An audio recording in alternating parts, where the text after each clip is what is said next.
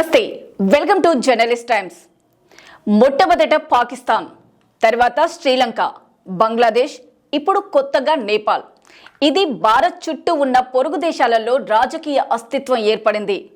ఈ 4 దేశాలలో అక్కడి ప్రభుత్వాలు మారాలని యువత ప్రజలు భారీ స్థాయిలో ఆందోళన చేయడము, దానిని కొన్ని సంఘ విద్రోహ శక్తులు వాడుకోవడం చూసాం. అసలు భారత్ సరిహద్దు దేశాలలో ఏం జరుగుతుంది? ఎందుకు అక్కడ అలాంటి పరిస్థితులు ఉన్నాయి? వాటి ప్రభావం మనపై ఎంత ఉంది అనే విషయాలను ఈ వీడియోలో చూద్దాం.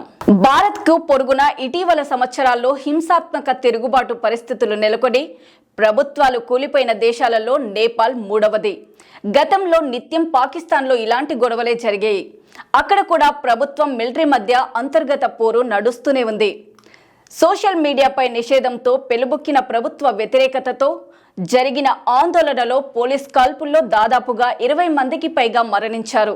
దీంతో ఆ దేశ ప్రధానమంత్రి కేపీ శర్మ ఓలీ తన పదవికి రాజీనామా చేశారు.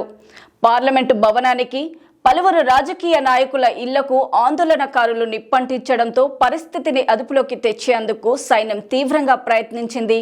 దేశవ్యాప్తంగా కర్ఫ్యూను కూడా విధించింది. గత ఏడాది బంగ్లాదేశ్లోనూ 2022లో శ్రీలంకలో ఇలాంటి ఘటనలే జరిగాయి. శ్రీలంక, బంగ్లాదేశ్ కంటే నేపాల్తో భారత్ అనుబంధం ప్రత్యేకమైంది. భారత్లో నేపాల్కు 1750 కిలోమీటర్ల అతిపెద్ద సరిహద్దు ఉంది. నేపాల్ 5 రాష్ట్రాలతో సరిహద్దును పంచుకుంటుంది కూడా. 2022లో శ్రీలంకలో నెలకొన్న సంక్షోభంతో ఆ దేశ అధ్యక్షుడు గోటాబాయ్ రాజపక్సే తప్పనిసరి పరిస్థితుల్లో దేశం విడిచి పారిపోయినట్లే బంగ్లాదేశ్లోనూ అక్కడి షేక్ హసీనా దేశం విడిచి భారత్కు పారిపోయి వచ్చింది. నేపాల్ ఎక్కువగా హిందువులున్న దేశం. సరిహద్దు వెంబడి ఉండే ప్రజల మధ్య సన్నిహిత కుటుంబ సంబంధాలు, సాంస్కృతిక సంబంధాలు కూడా ఉన్నాయి. నేపాల్కు చెందిన 32,000 మంది గూర్ఖా సైనికులు భారత ఆర్మీలో పనిచేస్తున్నారు. దీనికోసం నేపాల్, భారత్ మధ్య ఓ ఒప్పందం కూడా ఉంది. ఇది ఎంతో ప్రత్యేకమైనది.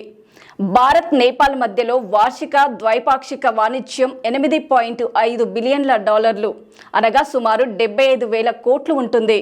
ఇంత భారీ స్థాయిలో నేపాల్, భారత్ వాణిజ్యం ఉంది. ఈ దేశం వ్యూహాత్మక స్థానాన్ని బట్టి భారత్, చైనాలు రెండూ ఈ దేశంలో తమ ప్రభావం చూపేందుకు పోటీ పడుతుంటాయి. ఈ పోటీని నేపాల్ అంతర్గత వ్యవహారాల్లో ఈ 2 దిగ్గజ దేశాలు జోక్యం చేసుకుంటాయనే ఆరోపణలకు నిత్యం వస్తూనే ఉంటాయి. ఈ సమయంలో భారత్ ఎంతో అప్రమత్తంగా ఉండాల్సిన అవసరం ఉంది. నేపాల్ పరిణామాలు మరో బంగ్లాదేశ్లా మారకుండా చూసుకోవాల్సిన అవసరం ఉంది. అక్కడి ఆందోళనకారులు సోషల్ మీడియాపై కాకుండా అవినీతిపై నిషేధించాలని ఆందోళన చేస్తున్నారు. ఈ పరిస్థితిలో నూతనంగా ఏర్పాటయ్యే ప్రభుత్వంతో భారత్ అప్రమత్తంగా ఉండాలి. ముఖ్యంగా ప్రపంచంలో ఎక్కువ యువత గల దేశం నేపాల్. అటువంటి యువకులలో మన దేశంపై అపనమ్మకం కలగకుండా జాగ్రత్తగా పాటించాల్సిన అవసరం ఎంతో ఉంది అంటున్నారు ఎంతో మంది నిపుణులు.